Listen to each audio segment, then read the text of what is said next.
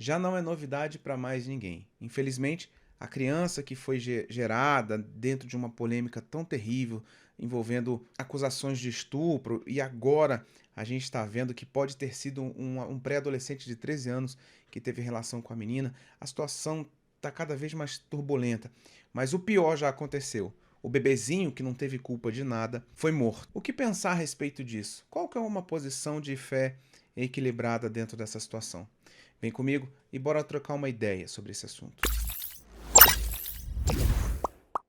O Ministério Público Federal informou no começo da tarde desta quinta-feira que o procedimento de interrupção de gestação foi realizado na menina de 11 anos impedida de fazer aborto após estupro em Santa Catarina. De acordo com a assessoria de imprensa do órgão, o aborto ocorreu na quarta-feira. Olha só algumas coisas que a gente tem que ver aqui. Isso é uma representação de vários outros portais, noticiários, enfim. Chama de interrupção da gestação. É uma interrupção de gestação? Claro que é. Porém, é um assassinato. É uma vida igual à minha, igual à sua. Sem diferença. Tricotômicos: corpo, alma e espírito. Um bebezinho ainda no ventre da sua mãe, ele já é detentor da sua alma, do seu espírito, ele já tem o seu corpo. E quando aqui chama de interrupção de gestação, não, interrompeu. Eu interrompo uma fala, não, alguém tá falando, eu interrompo. Até o termo aborto, ele não chega a ser tão pesado, porque abortar, a gente aborta sonhos, a gente aborta projetos. É um assassinato, é uma vida inocente que não tinha nada a ver com o assunto, não teve culpa de nada, e que foi morta sem ser consultada. Até porque, convenhamos, só é a favor do aborto quem não foi abortado. Você já viu alguma pessoa abortada dando opinião? Não dá. Por quê? Porque já morreu. Então só a gente viva que vai dar opinião sobre o aborto. Conveniente, né? E agora há indícios fortes de que quem teve relacionamento com a menina foi uma outra criança, pré-adolescente, né? De 13 anos. Olha, eu vou falar por mim.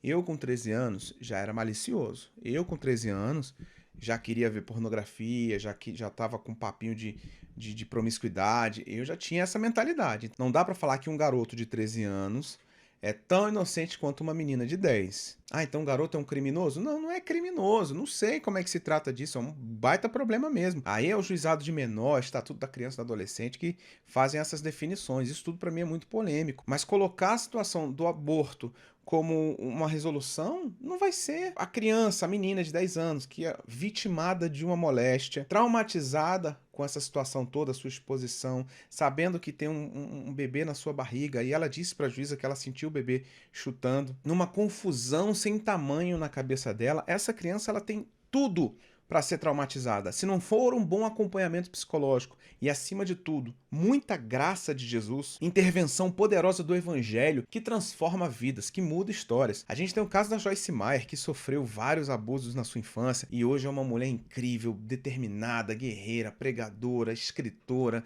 símbolo de sucesso ministerial e de reconstrução, de ressignificação de vida. Eu já acompanhei casos também de pessoas que sofreram moléstias na infância e que tiveram um trabalho muito difícil de perdoar e tal, e foram restauradas e hoje estão bem, estão curadas. Essa menina grávida, ela não teria condição de exercer a maternidade neste bebezinho que tá vindo, isso é óbvio. Agora, nunca se sabe se no futuro, talvez ela com 19 ou 17, 16, com um bebezinho de 5, 6 ali, conseguisse dar continuidade com o apoio da família ou até mesmo dando para adoção. Existem centenas de famílias cadastradas, interessadas em adotar. Não dá para pensar que porque abortou, a menina que foi vítima desse mausoléu inteiro aí, ela vai simplesmente esquecer.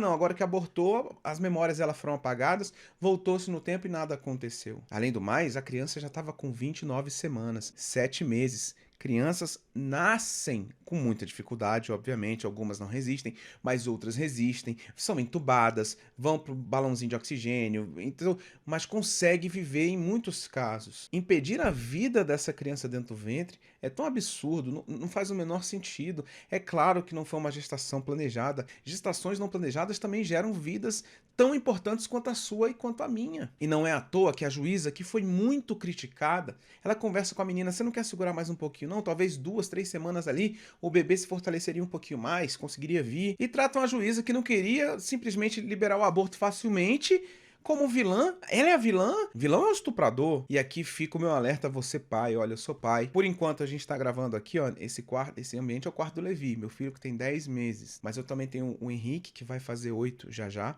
E assim, poxa, a gente tem medo dos nossos filhos sofrerem moléstias, abusos. Isso é muito sério, a gente fica com o coração na mão. Particularmente, não sou de deixar meu filho dormir na casa dos outros. Salvo em pessoas que eu tenho absoluta confiança, né? Mas assim, no coleguinha, na escola, ó, não. O coleguinha, tá, mas eu não conheço a fundo o pai do coleguinha. Se o coleguinha tem tios morando ali, ou pessoas mais velhas, jovens, mais velhos e tal. É coisa da sua cabeça? Pode ser, não sei, mas eu sou assim. Eu não tô falando pra todo mundo ser assim, mas a questão é, fique alerta aonde seu filho passa, onde seu filho vai, onde seu filho frequenta. Não dá mole, tem que ficar vigilante e conversa sobre sexualidade, principalmente você que é cristão, sabe por quê?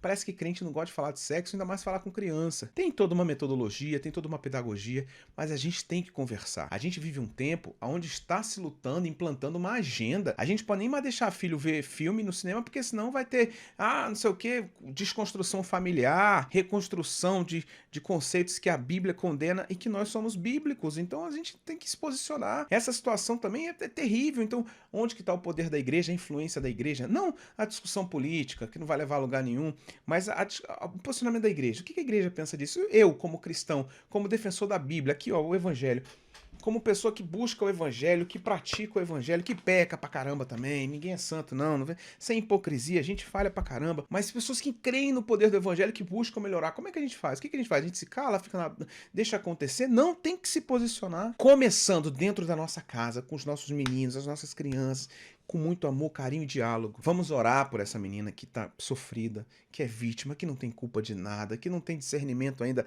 da proporção que ela está vivendo agora. Que Deus aguarde, a conserve, preserve o coraçãozinho dela, a mente dela, para que ela cresça uma jovem feliz, estruturada, emocionalmente estável e seja uma mulher de Deus muito especial para a obra do Senhor, para ser instrumento de testemunho, de restauração para novas vidas. E como Jesus diz em Mateus 19:14, né? Vinde a mim as criancinhas, não as impeçam, porque para elas são o reino dos céus.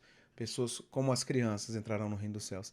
Que nós possamos saber, ter fé de que essa menina vai ser consolada e que o bebezinho, que não teve culpa de absolutamente nada, e teve a sua vida retirada de forma forçada, está nos braços do nosso Senhor, salvo em Cristo Jesus, e não teve a oportunidade de viver nessa terra, mas vai viver conosco na eternidade, reinando com Cristo Jesus, num ambiente sem dor, sem medo, sem mágoa, sem violência, sem morte. Eu não vou perguntar se você gostou desse vídeo, até porque nem gravar eu gostei nesse sentido, claro. Mas se você entende que esse tipo de posicionamento é importante, clica no botão de gostei. Claro que a gente não gosta da situação, mas o conteúdo do vídeo para poder ajudar o YouTube a impulsionar, e compartilha com pessoas. Ó, aqui um posicionamento bíblico, um posicionamento cristão, a galera ali é fé equilibrada, pra gente poder entender que tem coisa séria, tem muita gente defendendo o evangelho aí, porque se depender da mídia, meu irmão, o aborto é a coisa mais linda do mundo e isso não tá correto, não é assim que funciona. Um beijo no seu coração, forte abraço. Tchau, tchau.